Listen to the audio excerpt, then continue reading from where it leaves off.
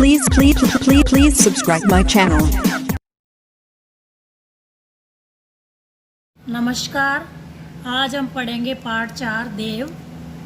आइए इनके बारे में जानें। देव का जन्म संवत 1730 विक्रमी संवत में हुआ और निधन इनका हुआ 1824 विक्रमी संवत में। जीवन परिचय। रीतिकालीन जो काव्य धारा है उस काव्य परंपरा में विशिष्ट स्थान रखने वाले कवि देव का जन्म विक्रम संवत 1730 विक्रमी में हुआ। इनके ग्रंथों से ज्ञात होता है कि ये इटावा के रहने वाले थे। इटावा जो उत्तर प्रदेश में है वहाँ के रहने वाले थे।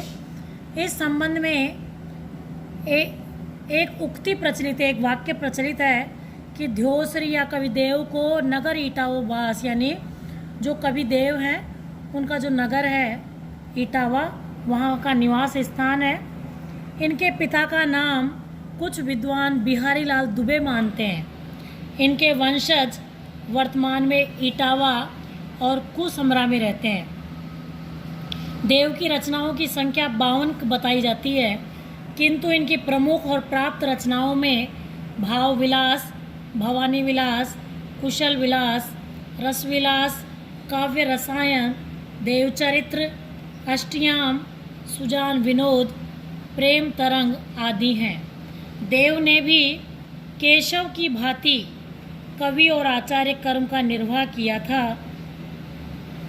स्वभाव से रसिक होने के कारण उनके काव्य में श्रृंगार रस का उच्छल प्रवाह बहता है, यानी रसिक काव्य धारा रसिक स्वभाव के थे, तो इस कारण अधिकतर जो उनके साहित्य हैं, रचनाएं हैं, उनमें श्रृंगार रस देखने को मिलता है।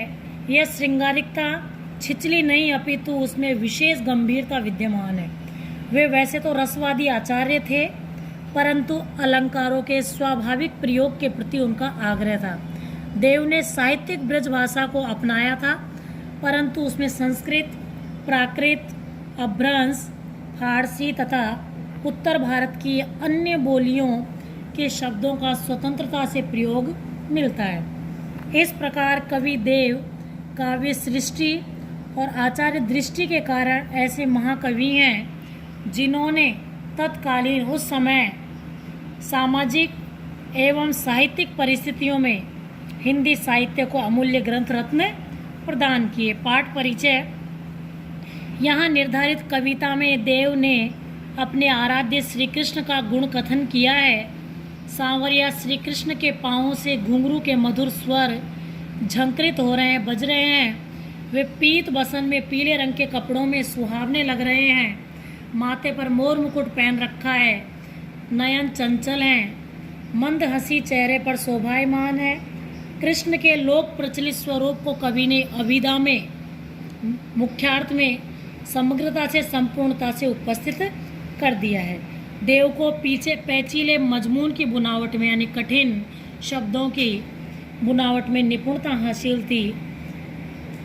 दूसरे पद्य में उन्होंने मौलिकता पूर्वक कृष्ण के जादुई सूरत में गोपिकाओं के विमस समर्पण का वर्णन किया है।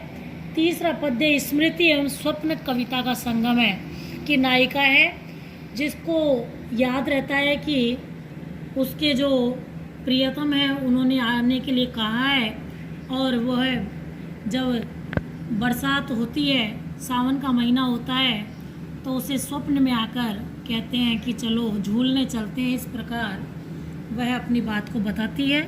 नायिका का स्वप्निल संसार उसके जागते ही खो जाता है, लेकिन वो सब सपने में देखती रहती है। जब सपना टूट जाता है तो वह सपने की दुनिया से बाहर आ जाती है और उसे बहुत दुख होता है।